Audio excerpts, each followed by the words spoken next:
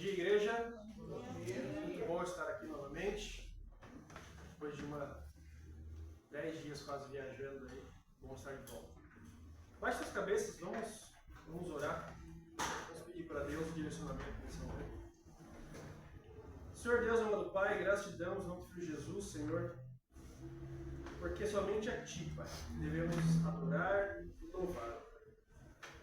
Ó Deus, bendito és Tu, ó Pai, porque o Senhor é o Rei do Universo, Pai, o Senhor Todo-Poderoso. O Senhor foi conosco, Pai, durante essa semana, Pai, e o Senhor permitiu, Pai, que pudéssemos estar chegando aqui novamente, Senhor. Ó Deus, abençoa, Pai, esse momento, abençoa a palavra, Pai, que seja a Tua palavra e não dos homens, Senhor.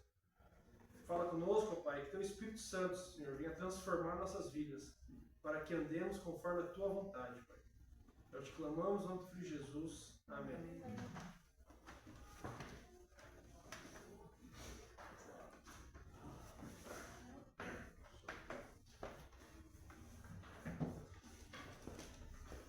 No estudo passado,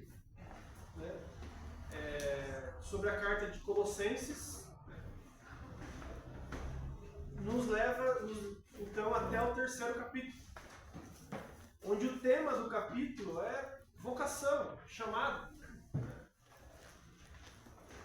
No versículo 1 ao 4, vemos sobre a certeza da nossa vocação, onde nos lembra de buscarmos as coisas lá do alto e não da terra. Lembra-nos que quando Cristo se manifestar na segunda vinda, nós também seremos manifestados com Ele. Onde o tema também é dado como dedicação exclusiva a Cristo. Nos versículos 5 ao 7, tudo isso já foi dado, estou só relembrando aqui. Paulo inicia falando sobre as características dessa vocação. E ele começa aqui falando sobre a nossa vocação na vida cotidiana, nos lembrando que morremos para a nossa natureza terrena e nos chama a nos revestirmos de novas vestes e ternos afetos de misericórdia. O capítulo 3 tem uma ligação muito forte com o tema de mutualidade. Nós estudamos aqui por 9 meses. Aqui é reunido vários dos imperativos de mutualidade ordenada à igreja e aos irmãos. Vemos aqui, então, dentro do tema de dedicação exclusiva a Cristo, sobre o subtema de a vida comunitária sobre o senhorio de Deus.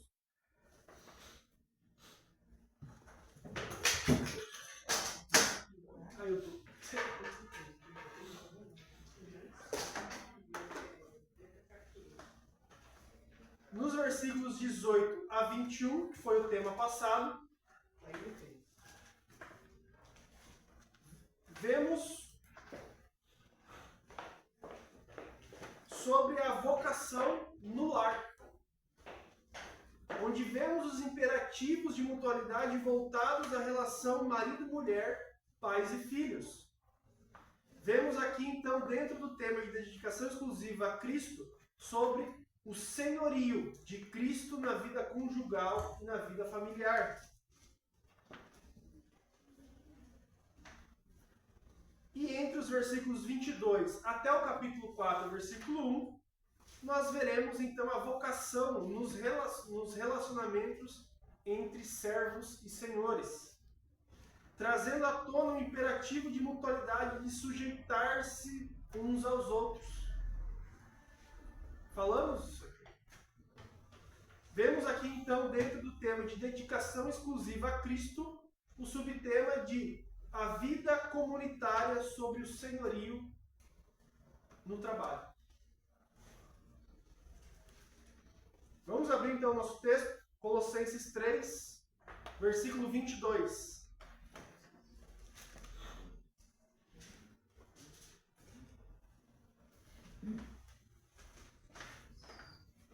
Colossenses 3, 22.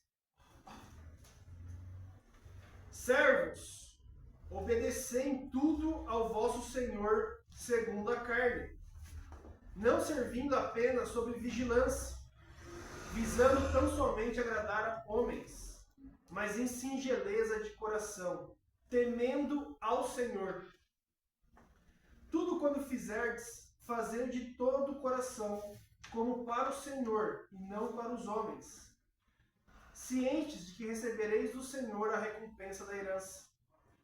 A Cristo, o Senhor, é que estáis servindo, pois aquele que faz injustiça receberá em troco a injustiça feita. E nisso não há acepção de pessoas. Senhores, tratai os servos com justiça e com equidade, certos de que também vos tende Senhor no céu.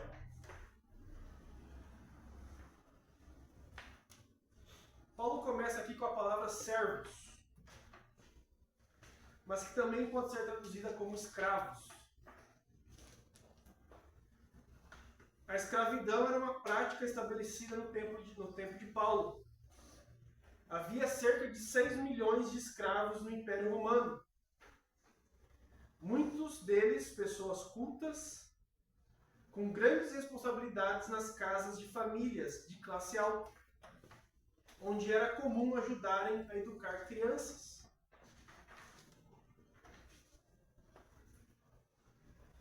É uma prática comum do tempo de Paulo.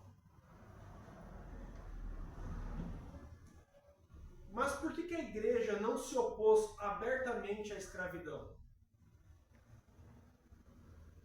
Nós não temos textos de oposição à escravidão na Bíblia, nem no Novo Testamento, no período da igreja. Porque, entre outras coisas, a igreja era um grupo minoritário. Estava nascendo ali. A igreja estava nascendo e tinha poucos cristãos. Ou seja, sem qualquer poder político para mudar uma prática que estava entranhada na sociedade e na ordem social da época. Mas Paulo instrui. Ele instrui escravos cristãos a buscarem sua liberdade. Ele não promove a rebelião ou uma revolta. Mas existe algo novo aqui. Tem um caso novo nascendo, que é o cristianismo e o corpo de Cristo. Escravos não eram pessoas, mas eram objetos nessa época. Paulo começa então a tratar os escravos como pessoas. Ele não se opõe ao dono do escravo, mas ele fala que é necessário obedecer ao senhor da carne. Ele traz instruções sobre liberdade, caso tivesse a oportunidade de fazê-lo, porém sem rebelião da ordem já existente. Então, a escravidão existia. Paulo não faz uma oposição de rebelião ou revolta, mas ele começa uma instrução porque tinha uma coisa nova nascendo. Tinha a igreja, o corpo de Cristo. Ele começa então com instruções sobre liberdade.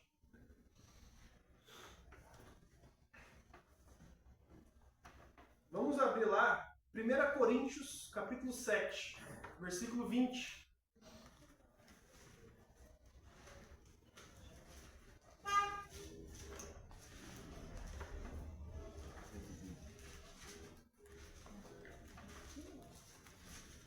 Coríntios 7, versículo 20. Então, antes disso, lembrando, não temos na Bíblia um versículo que fala, está proibido a escravidão. Mas aqui Paulo, sabendo que era algo novo nascendo e que tinha algo diferente, o cristão ele é diferente, o cristão ele não é igual ao mundo, ele começa então instruções de uma forma cristã para se libertar disso ou, para quem continuar nisso, fazer de forma correta. Vamos lá, 1 Coríntios 7, versículo 20, do 20 ao 24. Cada um permaneça na vocação que foi chamado. Fosse chamado sendo escravo, Não te preocupes com isso, pois se ainda podes tornar-se livre, aproveita a oportunidade. Porque o que foi chamado no Senhor sendo escravo é liberto do Senhor. Semelhantemente, o que foi chamado sendo livre é escravo de Cristo. Por preço fostes comprados, não vos torneis escravos de homens. Irmãos, cada um permaneça diante de Deus naquilo em que foi chamado. Então Paulo começa aqui no 20, né? Cada um permaneça na vocação em que foi chamado. Exceto os casos pecaminosos, né? Na condição que você foi chamado de pecado, né? Mas ele está falando que é chamado como escravo, né? Ele está aqui, uma vez que o assunto é a situação dos escravos, né? Então, o que ele fala? Permaneça nessa vocação. Então, com exceção do caso de pecaminosidade, né? Não fosse chamados em pecado, não é isso, né? Mas aqui ele está falando do tema de escravo, né? Mas permaneça na vocação que você está sendo chamado. Versículo 21. Fosse chamado sendo escravo, não te preocupes com isso. Mas se ainda podes tornar-se livre, aproveita a oportunidade. Não te preocupes com isso. É possível ser escravo e ainda assim desfrutar as mais ricas bênçãos do cristianismo. É isso que Paulo está falando aqui. Não te preocupes. Olha como isso está soando para um escravo. Ele não dispunha de bem nenhum. Ele não tinha bem. Ele era tratado pior que um cachorro.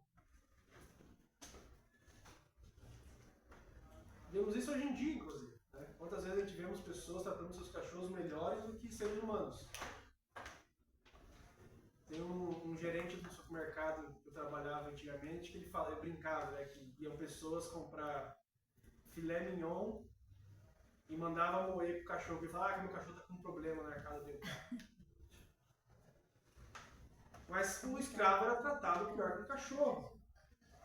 Mas aqui Cristo traz uma expectativa de mudança, de nova vida, de bênção. Ele está mostrando aqui que se você pode continuar sendo escravo e ainda assim usufruir de ricas bênçãos do cristianismo.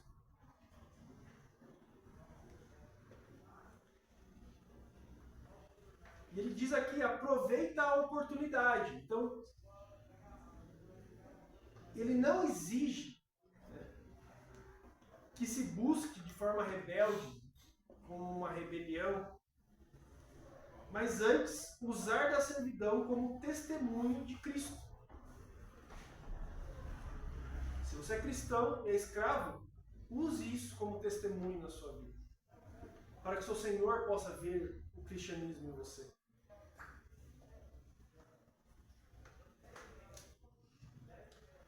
Você se submeteria à escravidão para servir a Cristo?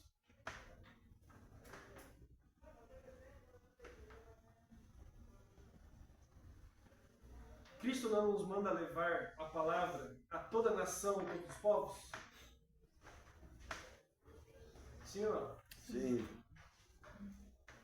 E se um desses povos é cativo ou escravo, e o único meio de se chegar lá é ser cativo ou escravo? Você faria isso para obedecer a Cristo?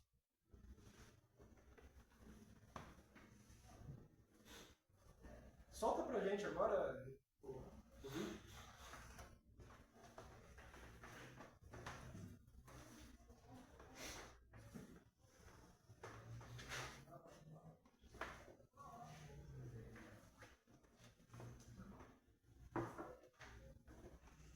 O Cordeiro receba a recompensa dos seus sofrimentos através de mim. Essa frase foi dita por 2 jovens missionários moravianos. Eles faziam parte dessa comunidade que viveu no século XVIII e que impactou a sua geração com a presença de Deus. E esses 2 jovens moravianos se deram como escravos para servir a uma nação, para servir a um povo escravo, para dar a eles o maior presente que o ser humano pode receber, que é o Senhor Jesus. Quando seus parentes, seus pais perguntaram para eles: por que é que vocês tão jovens estão indo para outra nação, estão doando suas vidas, vocês provavelmente nunca mais vão voltar?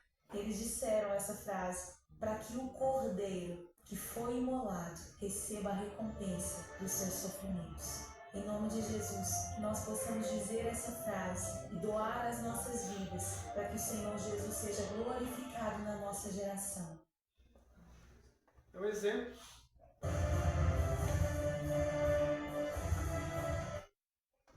Depois convido cada um a procurar os jovens moravianos que se entregaram como escravos, né, para levar a palavra. Mas o problema aqui não é ser escravo, mas é precisarmos ter o Senhor. E aqui o Senhor com S maiúsculo. Senhor dos senhores e Rei dos reis. Esse é o ponto máximo do cristianismo. Não é ter um Senhor humano, mas ter o Senhor celestial. Mas vivemos em uma sociedade onde parece que a insatisfação está à flor da pele.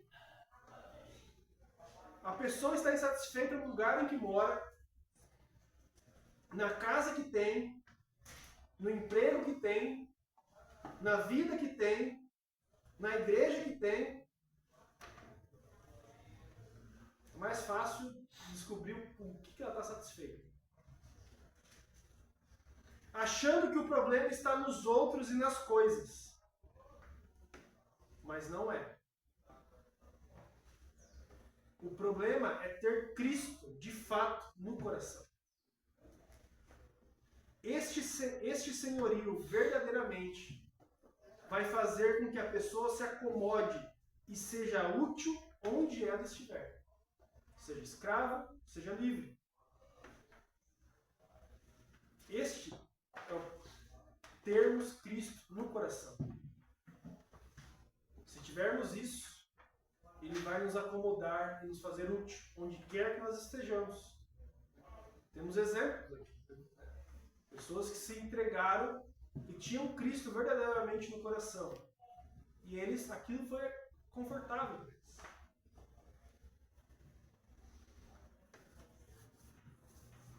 Versículo 22. Porque o que foi chamado no Senhor, sendo escravo, é liberto do Senhor. Semelhantemente, o que foi chamado sendo livre é escravo de Cristo. Estamos aqui em 1 Coríntios.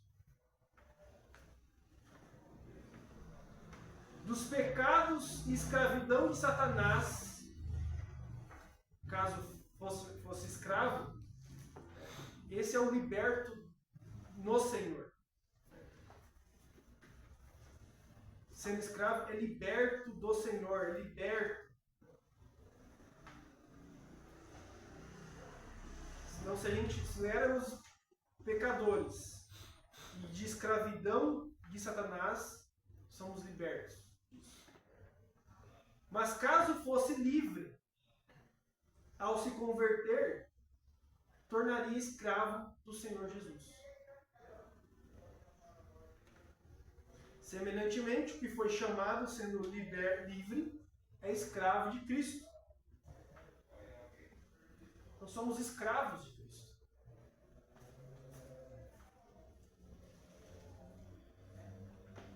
No final das contas, tudo é escravo. Se aquele que é escravo de um senhor terreno, mas liberto em Cristo, nós que somos livres de um senhor terreno, somos escravos em Cristo. Quando falamos Senhor Jesus, é no senhorio dele.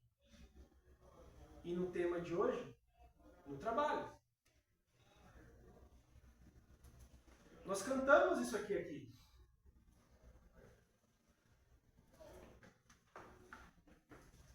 Amo, como é que era? Amo o meu Senhor. Porque eu amo meu Senhor, não importa as circunstâncias. Não olha as circunstâncias, não. Olha o seu amor. Mas porque eu amo, cantamos isso. Nas duas músicas. Tá lá, amo o meu Senhor. Quando falamos isso, nós estamos querendo dizer isso. Somos escravos de você, do Senhor Jesus. Somos seus escravos. E os escravos eram trabalhadores não remunerados. E que deveriam estar satisfeitos com isso. E é isso que está falando, está nos chamando. Temos que estar satisfeitos em ser escravos de Cristo.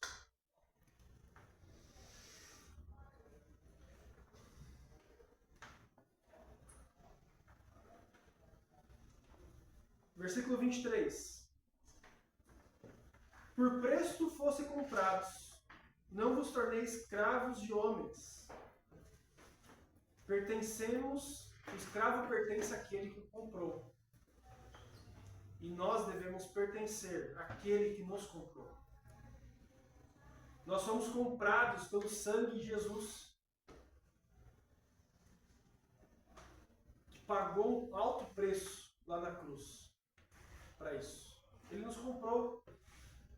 Então devemos pertencer àquele que nos comprou.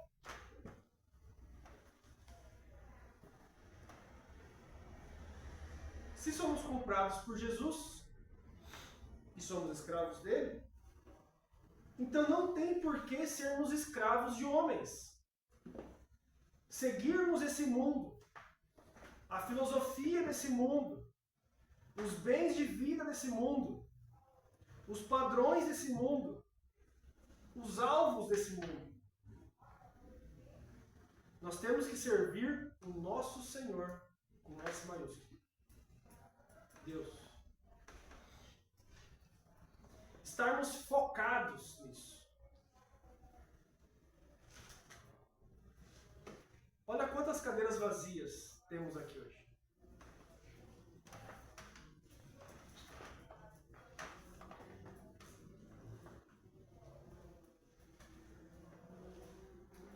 Aqui só irá encher se nós vivermos e pregarmos a Cristo. Isso não é o pastor, é cada um. Jundiaí possui, no censo de 2020, aproximadamente 423 mil pessoas. E tem um punhadinho de crente. E metade daqui é de Arinduba. De Campo Limpo. Um punhadinho. 423 mil pessoas. Tem um mundo para ser alcançado aqui. Aqui nós estamos falando da cidade.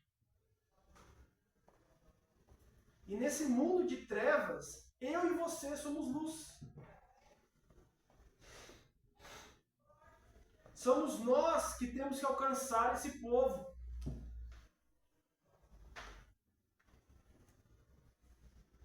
Eles não vão vir aqui sozinhos. Eles não vão vir aqui e, nossa, está aberta a porta. Vamos entrar. Eles não vão. Eles não vão. Se nós não agirmos, eles não virão. Pensa bem, 420 mil pessoas. Tem um punhadinho aqui. Olha quanta cadeira vazia, gente. Olha para trás. Eu quero que vocês olhem e vejam.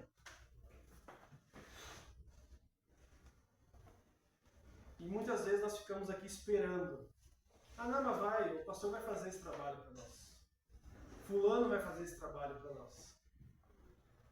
Ah, tem tal pessoa que precisa da palavra. Ah, eu vou falar para o pastor levar ela. Não! Leva você. A missão não foi dada para os líderes da igreja, foi dada para os cristãos. E de levar o evangelho. Só vai encher aqui se eu e você fizermos esse trabalho. Ele não vai se realizar sozinho.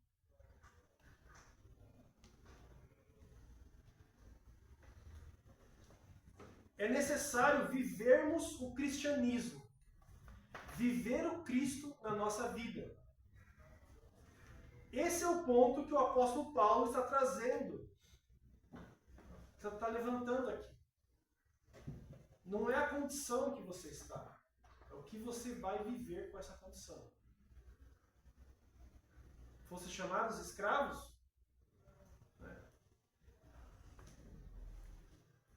Não te preocupes. Mas aproveita a oportunidade. Só a oportunidade de ser livre? Não. Aproveita a oportunidade de testemunhar de Cristo então para o seu Senhor. Quem sabe o seu Senhor humano se converta. De repente ele pode ter inclusive um dom de evangelismo ou ter muita influência e aquilo frutificar através do Espírito Santo. Mas aquilo só poderia acontecer se você testemunhar isso na vida dele. Mas Paulo traz isso, que pertencemos àquele que nos comprou. E Cristo nos comprou com o seu sangue. 23. Ainda. Por preço.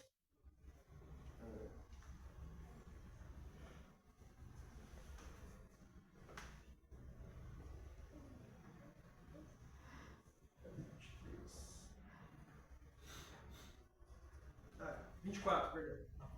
Irmãos, cada um permaneça diante de Deus naquilo que foi chamado. Esses são os casos pecaminosos. Mais uma vez. Ah, fui chamado pecador, eu vou continuar assim. Não, não é isso. Mas é isso que enobrece e santifica qualquer condição de vida que é diante de Deus. Permaneça diante de Deus. Ele te comprou. E muitas vezes nós queremos nos esconder da presença de Deus.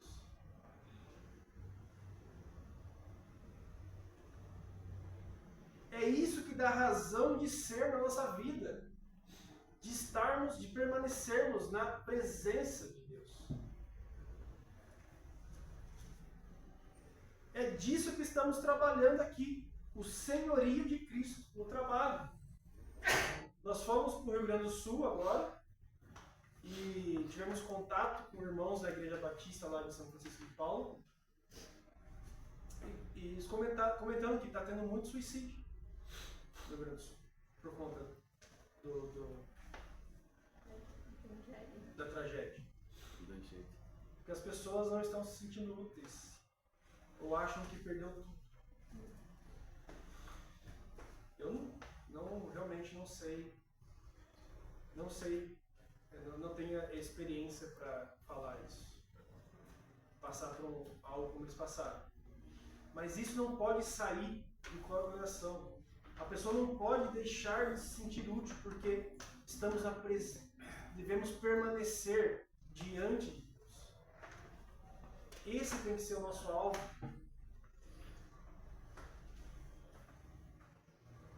É isso que vai santificar, vai enobrecer, vai nos dar motivação.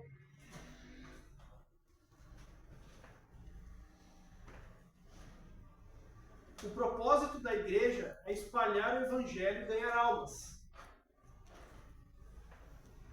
E não se envolver em questões sociais, como finalidade, como coisa final da igreja.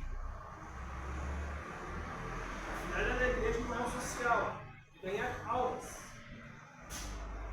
Por isso é que a igreja hoje em dia vive um humanismo. Tudo voltado para o homem e não para Cristo. Tudo voltado para a satisfação do homem. É o que nós vemos hoje. A igreja voltada à satisfação do homem e não à satisfação para Deus. E o humanismo, ele vai se expressar dentro do período da tribulação como a obra do diabo. Lá na tribulação, vai fazer com que nós deixemos de santificar e prestar adoração a Deus para adoração aos homens. Que tem cativado crentes e ministérios em sua ambição meritória sem propósito.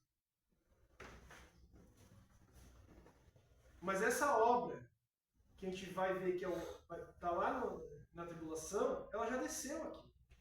Ela já está permeando o nosso viver. As igrejas estão mais preocupadas com seus membros como se fossem clientes, como se fossem um supermercado. A mercadoria está boa? Você quer algo diferente? O preço está bom?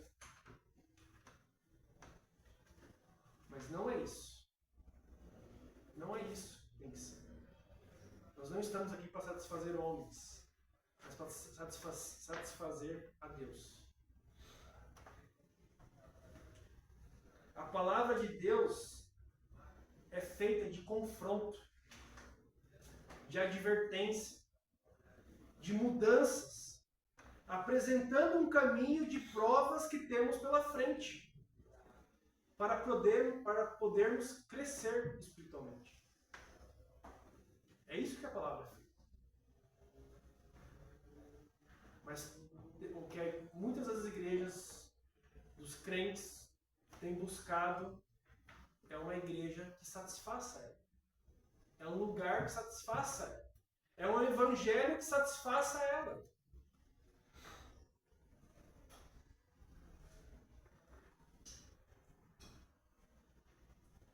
E vem trazendo uma vida flácida e fútil, que está sendo oferecida cada vez mais hoje em dia.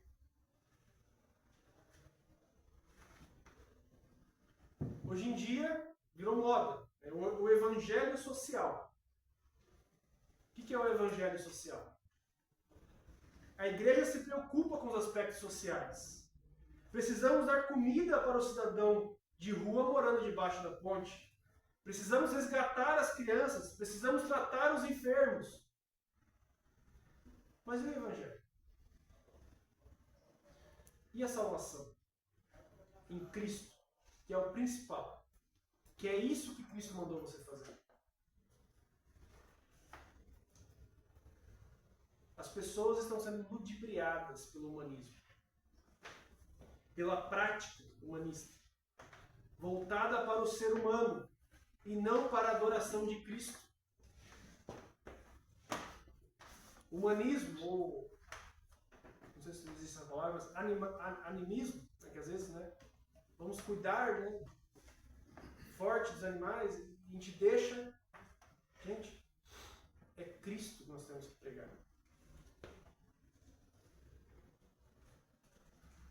Estão sendo ludibriadas para a prática humanista voltada para o ser humano. E não voltada para a adoração de Cristo, para ser servo de Cristo, escravo dele.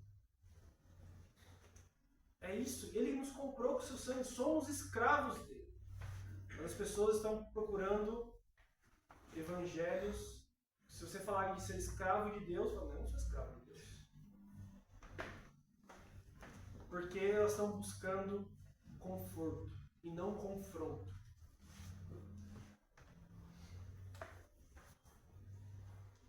É para isso que Deus fez a obra dele.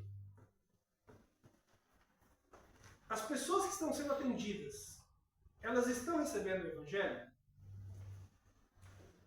Está sendo pregada que a salvação vem somente por Cristo Jesus? Porque sem isso fica apenas o social. Veja bem, não estamos dizendo aqui que se você vai evangelizar uma pessoa e ela está faminta, que você não deve dar de comer. Não é isso. Mas que não somos assistentes sociais do governo para sair socorrendo toda a sociedade faminta no lugar de pregar o evangelho. Primeiro pregar o evangelho. Depois a parte do céu. Jesus, quando esteve aqui, ele não fundou creche, não abriu um hospital, não abriu um orfanato. Ele não se preocupou com o social. Mas aqueles em que os olhos dele viram e que ele teve compaixão, ele socorreu. Ele curou. Ele atendeu. Mas sempre depois de uma lição ou reforço. Isso nunca foi o principal do trabalho dele. Mas era primeiro o espiritual. Depois ele ajudou. Mas aqueles em que foram buscar a ele. E aqueles em que ele teve misericórdia. Ele não fez campanhas para mudar o mundo sem o Evangelho. O Evangelho é isso, essa é a obra que ele tem que fazer. É isso que devemos buscar.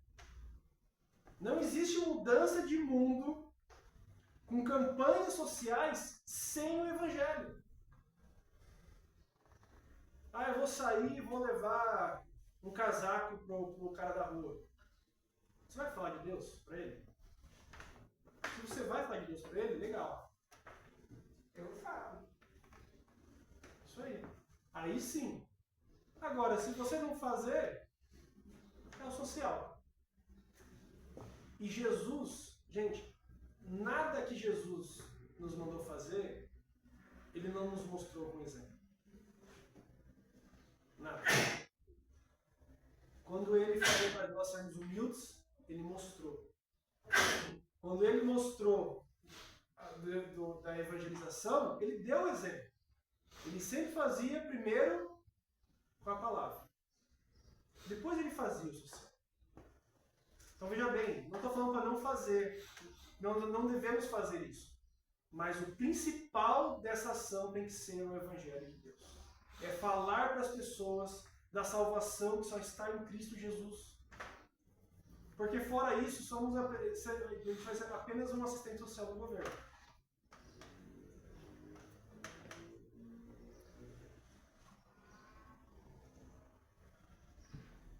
O servo cristão deve obediência absoluta ao seu Senhor, como um ministério a Cristo. E aqui, o servo cristão deve obediência ao seu Senhor, minúsculo, voltando aqui à questão do trabalho. Né? Mas, caso esse Senhor seja um irmão, também seja crente, não deve se aproveitar dele por ser irmão. Muitas vezes escuta relatos, né? Ah, mas o meu patrão ele é crente também, então ele tem que me dar comida, tem que me dar... Não, muito pelo contrário. Antes, devemos trabalhar com mais afinco ainda, com alegria, não de má vontade, como ao Senhor Deus, e não para homens. Com sinceridade e honestidade, para agradar a Deus. Porém, existem pessoas que acham que pelo fato do patrão ser crente, precisa ajudar em tudo.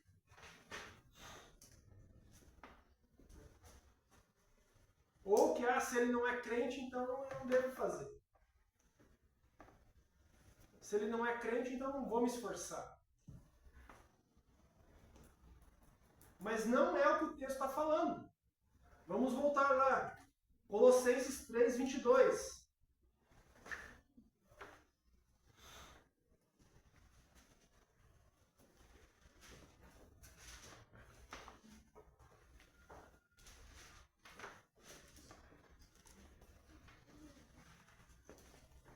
Colossenses 3, 22. Servos, obedecei em tudo ao vosso Senhor segundo a carne, não servindo apenas sob vigilância, visando tão somente agradar homens, mas em singeleza de coração, temendo ao Senhor.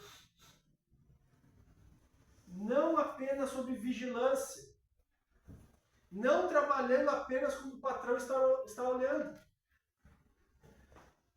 Quantas vezes ou já fizemos, ou já vimos alguém estar ali sentado, aí o patrão chega e levanta.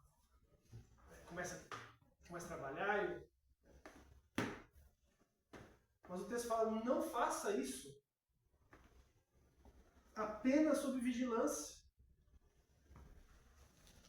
Mas faça de singeleza de coração, temendo o Senhor e não o Senhor.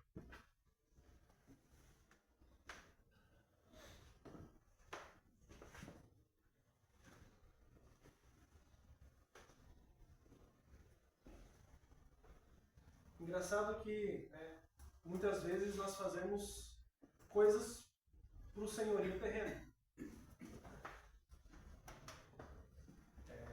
Nos esforçamos, às vezes, o máximo no trabalho. Eu vou trabalhar até mais tarde hoje. Vou fazer mais coisas hoje. E para Deus? E para o nosso senhorio? O nosso Senhor de verdade? Temos nos esforçado da mesma forma?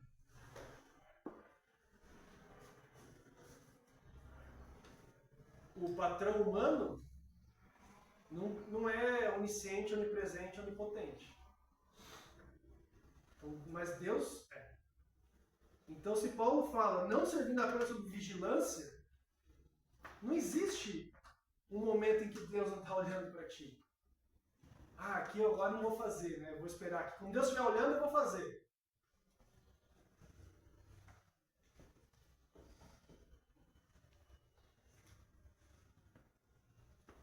A maioria dos trabalhos você tem que bater ponto. Né? E ai de você, se não chegar no horário. Tem uma tolerância. Quem é que ia bater o ponto na vida? Se não bater depois de 10 minutos, o que acontece? É descontado a hora do seu salário. Então, muitas vezes, chegamos, nós somos pontuais no trabalho. Na hora de sair, na hora de entrar, na hora de fazer alguma coisa. E como é que para a igreja não é? Como é que na hora de servir o Senhor, a gente não chega no horário de uma célula, num culto, num PGM? Como é que na hora de usar o esforço a mais, dar aquele 120% para Deus, a gente não faz? Mas quando o cara pediu, você fez.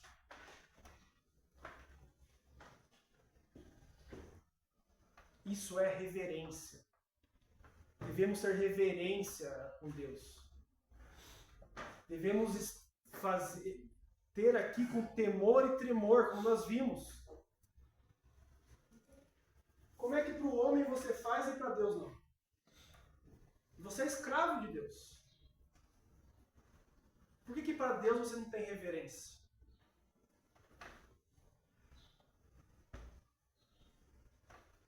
Quando a gente entra aqui, a gente tem que entender. Eu estou num momento que é para congregar com os meus irmãos e juntos adorarmos a Deus. A hora que toca, não é de bonito.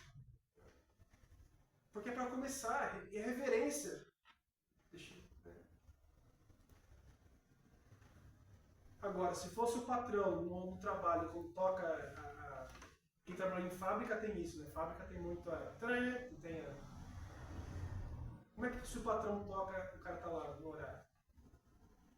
Porque eu tenho medo de descontar do meu salário. E de Deus, você não tem medo? Você não tem temor? Não tem tremor? Ele é nosso Senhor. Ele é o único Senhor. Versículo 23. Tudo quando fizerdes, fazei de todo o coração, como para o Senhor, Deus, e não para os homens. Mas esse versículo sempre é usado por vários crentes fora de contexto. Quando ele está insatisfeito com as pessoas em volta dele, ele diz: eu faço para o Senhor e não para os homens. Quer usar isso como convém. Na hora que não está satisfeito com o trabalho, mas por que você não faz isso? Porque eu faço para Deus, eu faço para você. Porém, o contexto aqui é outro. Não é reclamação dos homens. Mas Paulo está advertindo para que nós possamos ser verdadeiros escravos em Jesus. Em obediência a Jesus.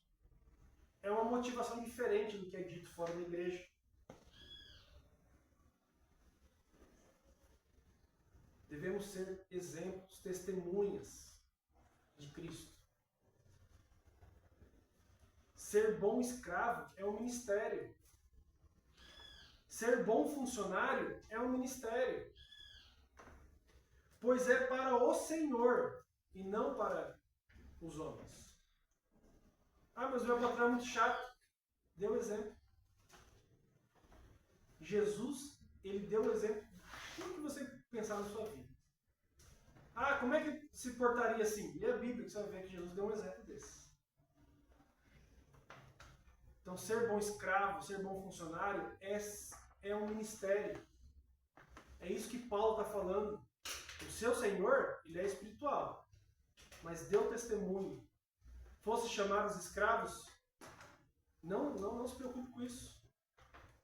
Continue. E que se tiver oportunidade, aproveita, seja de levar a palavra ao seu Senhor e converter ele, converter o irmão. E se tiver a oportunidade de ser livre, Deus vai fazer isso acontecer. 24. Cientes de que recebereis do Senhor a recompensa da herança. A Cristo, o Senhor, é que estáis servindo. Escravo tem herança? Escravo tem recompensa?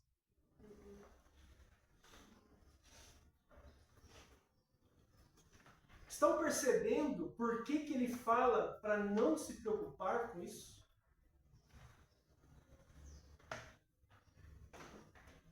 Porque Deus prometeu herança ao escravo. Deus prometeu recompensa ao escravo. Por si só ele não tinha. Mas Deus nos fez cordeiros com Cristo. Alguém que não era recompensado pelo seu trabalho e que não tinha herança, propriedade e o que receber, ele promete. E você vai ter recompensa, e você vai ter herança.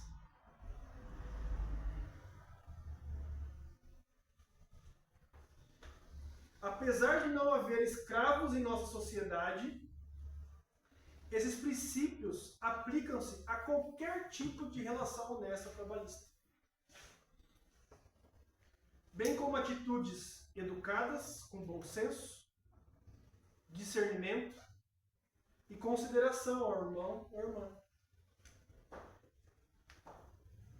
Como é que você é conhecido no seu trabalho? Como um cara que trata bem, que faz honestamente o seu trabalho? Ou como um cara que só causa intriga?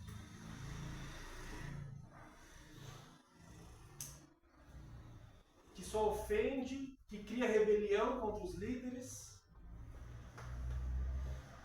Que vai contra a liderança?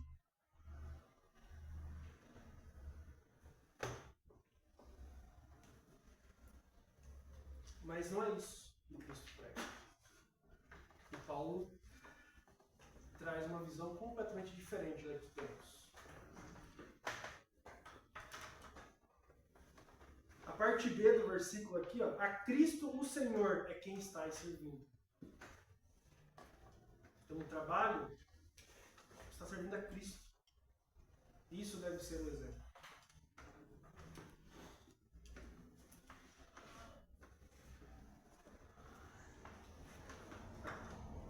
Do B até o 25. A Cristo Senhor é que estáis servindo, pois aquele que faz injustiça receberá em troco a injustiça feita. E nisso não há acepção de pessoas. Ah, o meu patrão fez injustiça, mas eu fiz também, porque eu não respeito ele, eu não concordo com ele, eu desfaço tudo que ele faz. Nisso não há acepção de pessoas. Não é só pro dono, mas é pro escravo também.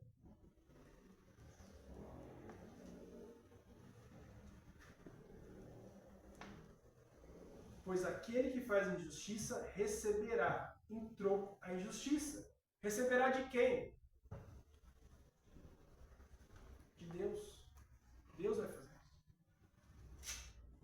Ele não faz acepção de pessoas. Ele promete um tratamento igual. O patrão fez injustiça, ele vai receber injustiça de Deus. O escravo fez injustiça, ele vai receber injustiça. Quanta coisa a gente vê.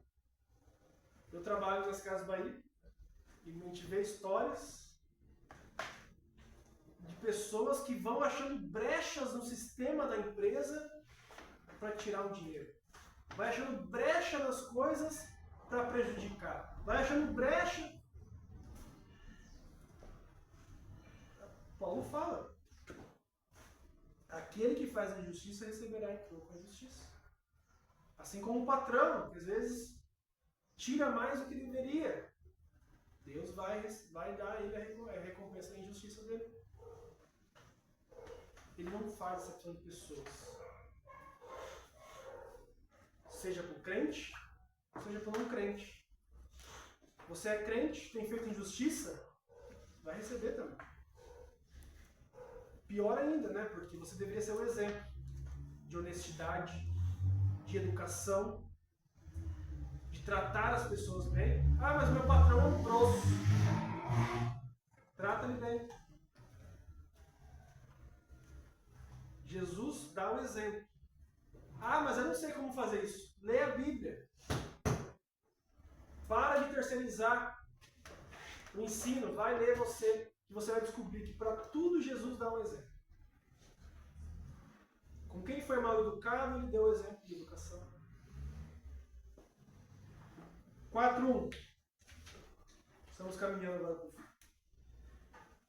Senhores, tratai os servos com justiça e com equidade, certos de que também vós tendes Senhor no céu. Assim como ele quer fidelidade e servidão do escravo, ele quer fidelidade, ele, Deus, e servidão do Senhor do escravo. Porque ambos são os escravos diante dele. Só que um Senhor justo,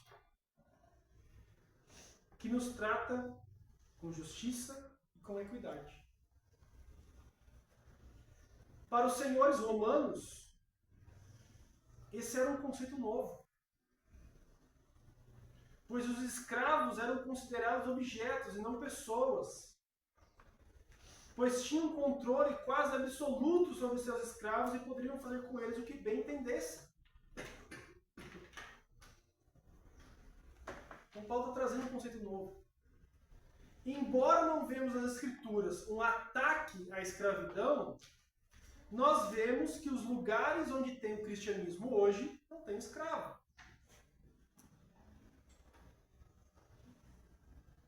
Para aqueles que têm o Cristo no coração. Nós vemos, volta e meia, um caso ou outro que sai de escravidão aqui no Brasil. Mas vai ver. Cristo. Você tem busca por Cristo. Não é preciso fazer uma revolução. Basta ter Cristo no coração. é uma outra maneira de se ver as coisas. O Evangelho não acabou de imediato com a escravidão, mas mudou a relação entre os senhores e servos, tratando o servo como um indivíduo irmão em Cristo. Afinal, no Senhor, o servo era um homem livre, e o senhor do escravo era um servo de Cristo. Ou seja, a proeminência de tudo é Cristo em nossas vidas.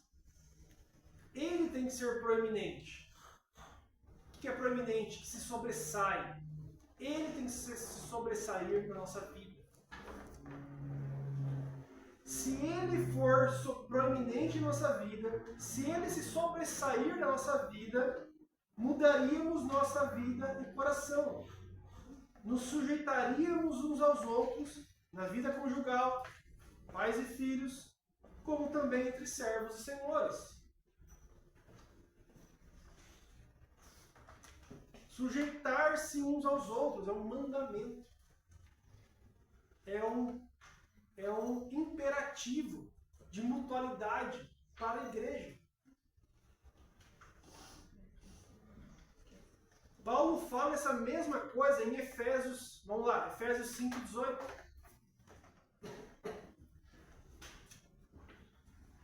E não vos embriagueis com vinho, no qual há dissolução, mas enchei-vos do Espírito. 21. Sujeitando-vos uns aos outros no temor de Cristo. No temor. Sabendo que Ele não faz acepção de pessoas e que Ele fará injustiça com aquele que fez injustiça. 6, do 5 ao 9. Quanto a vós outros, servos, obedecei a vosso Senhor segundo a carne, com temor e tremor.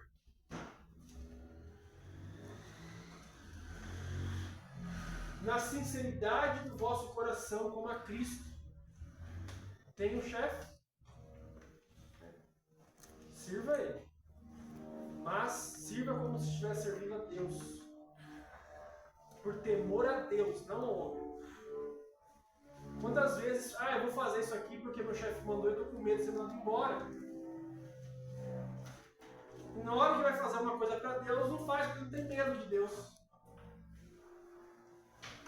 Como é que vai levar o Evangelho, cumprir a sua função no corpo de Cristo, você não tem medo? Não tem medo de chegar atrasado no evento da igreja? Não tem medo de levar a palavra? Não vou levar a palavra, não, o pastor faz isso. Nós vamos ter um evento aqui de evangelismo. E eu, pelo menos, estou contando muito com isso. Porque precisamos de um reavivamento da igreja. É o momento de nos aquecermos em Cristo, de sentir esse calor novamente e voltar a fazer a obra de Cristo. Eu conto com cada um de vocês aqui dentro. Que não é uma pessoa que vai fazer sozinha. Nesse momento, devemos estar servindo a Deus. Será que vamos servir a Deus? Ou você vai ter medo, eu vou ficar em casa hoje. Vai ser mais confortável estar em casa do que sair no sol, ou no frio, ou na chuva. Mas se estivesse aqui no trabalho, debaixo de chuva ia. 6. Não servindo à vista, como para agradar a homens, mas como servos de Cristo, fazendo de coração a vontade de Deus. Então, Paulo está trazendo aqui, nós vimos isso em Colossenses, vimos isso em Efésios, vimos isso em 1 Coríntios. Faça, trabalhe, seja honesto no seu trabalho. Faça isso de coração, mas faça como se estivesse servindo a Deus.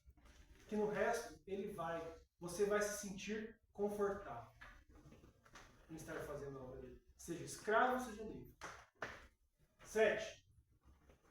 Servindo de boa vontade, como ao Senhor Deus, S maiúsculo, e não como a homens. 8. Certos de que cada um, se fizer alguma coisa boa, receberá isso outra vez do Senhor. Olha lá. Quer seja servo, quer seja livre. 9. E vós, senhores, de igual modo procedei para com eles, deixando as ameaças, sabendo que o Senhor Deus, tanto deles como vosso, está nos céus, e de que para com ele não há acepção de pessoas. Então, sabendo que o Senhor, tanto deles, dos escravos, como do Senhor. O texto de Efésios, ele enfatiza a plenitude do Espírito Santo. E o texto de Colossenses enfatiza a plenitude da palavra. O que nós precisamos, então? Da plenitude do Espírito Santo, junto com a plenitude da palavra. Assim não teremos grandes dificuldades para conviver entre o cônjuge, pai e filho, servos e senhores. Se estivermos com a plenitude do Espírito Santo junto com a palavra, nós não vamos termos dificuldade no nosso conviver. O cerne do problema é o que está no coração. E somente o Espírito Santo e a palavra podem mudar e controlar o coração.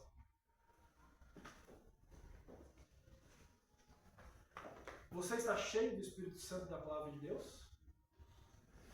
Em sua vida? Olhe um pouco para a sua vida agora.